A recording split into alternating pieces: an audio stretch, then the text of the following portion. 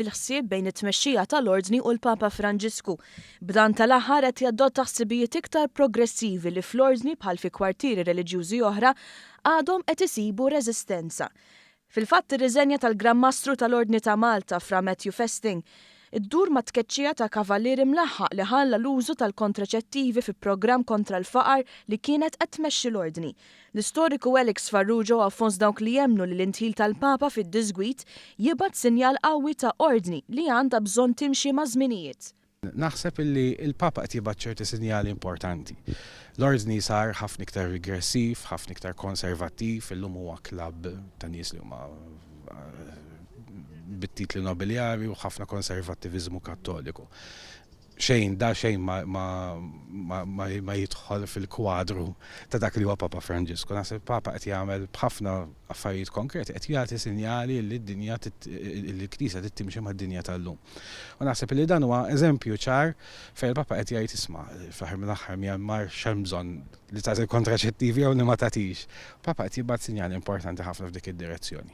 Riżenja ta' Gran Mastru hija rari u dan għaliex ġeneralment Gran Mastru jokkupa l-kariga sal-aħħar nifs ta' ħajtu.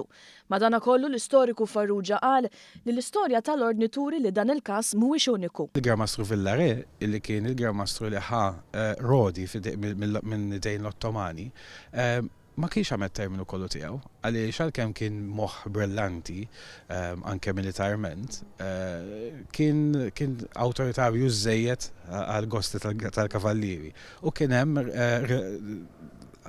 ribellioni sħiħa fost il-kavallieri li kellu jaqbeż mit-tieqa tal-kastell biex jaħrab minn fuq rodi. Ġifieri dawn huma affarijiet li ġraw. U anke f'Malta kien seħħ każ simili. Fi żmien Malta, pereżempju, il-Gran Mastru La Cassier ma mitx Malta, ma mit Ruma. Għaliex, kellek ribellion interna, għax La Cassier kien bniedem puritan ħafna wisq għal-gosti tal-kavallieri u kienu għamlu Gran Mastru alternattiv li kien Romegas. L-imbagħad spiċċaw il-Papa jtilhom it-tnejn biex isolvi l-kwistjoni bejniethom, ma sakemm issolvit il-kwistjoni Gran Mastru laħaq miet. Anki jekk tissejjaħ l-Ordni Sovrana Militari u Ospitaliera ta' San Ġwan, Farrugia spjega li xorta waħda tirrispondi għall-awtorità tal-Papa. Għalhekk ma kienx sorpriż li f'dan il-mument fejn l-Ordni m'għandix Gran Mastru, il-Papa ħadd mexxija tagħha. Jekk il-Gran Mastru huwa il-prinċep tal-Ordni, il-Papa huwa l-awtorità assoluta fl-aħħar mill-aħħar. Għalkemm ġeneralment il-Papa ma jindaħalx fl-Ordni, ma rridux ninsew li l-Ordni hija ordni tal-Knisja, stabilita mill-Knisja b'dak li jissejjaħ Papal Bull, bolla papali.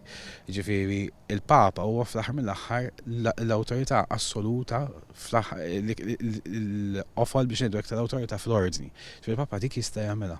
Għalhekk it-terminu sovranità fl-isem tal-Ordni ifisser biss li l-Ordni bniet l-istorja tagħha. Iżda minkejja dan trid sal-lum tieħu direzzjoni mill-Papa nnifsu.